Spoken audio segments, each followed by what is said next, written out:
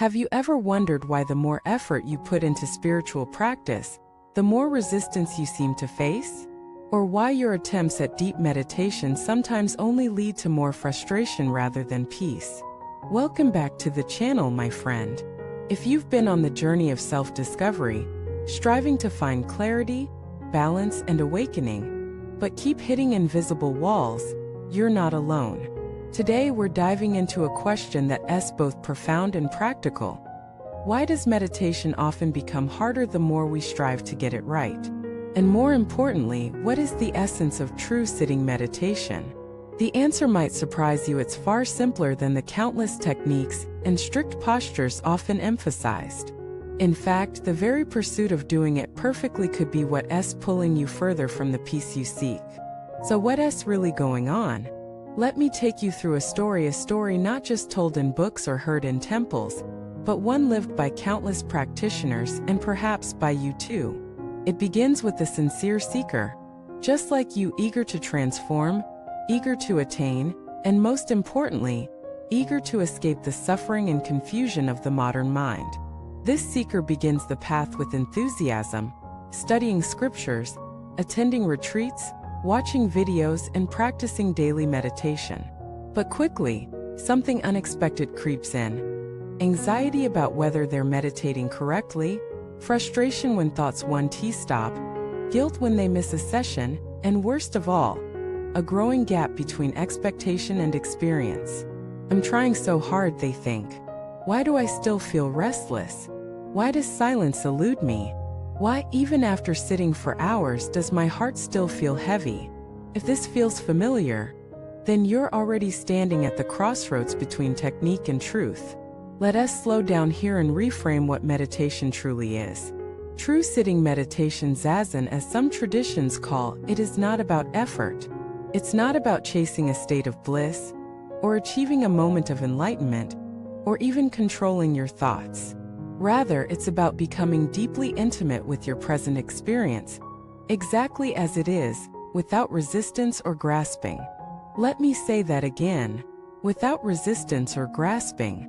Now pause for a moment and reflect. How often do you sit with the genuine intention of simply being? No striving, no self-critique, no expectation, just sitting, just breathing, just observing. It's rare, isn't it?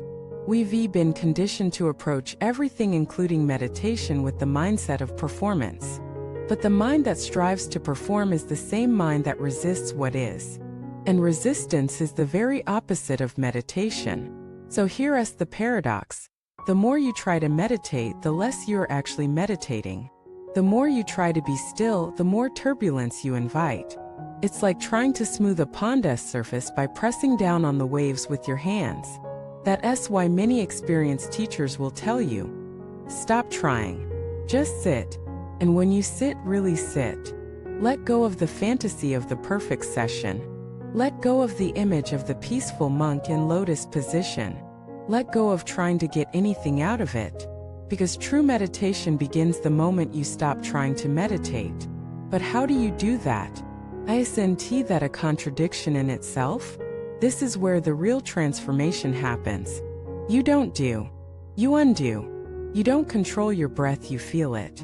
You don't fight your thoughts, you watch them pass. You don't seek stillness, you allow it to arise on its own.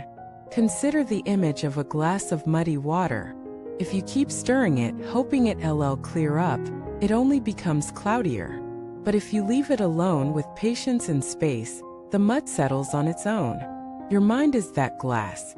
Your thoughts are the mud.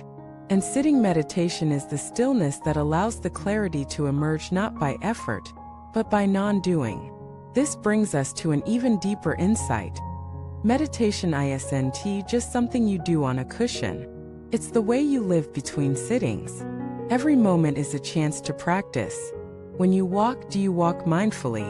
When you listen, do you truly listen without forming your reply?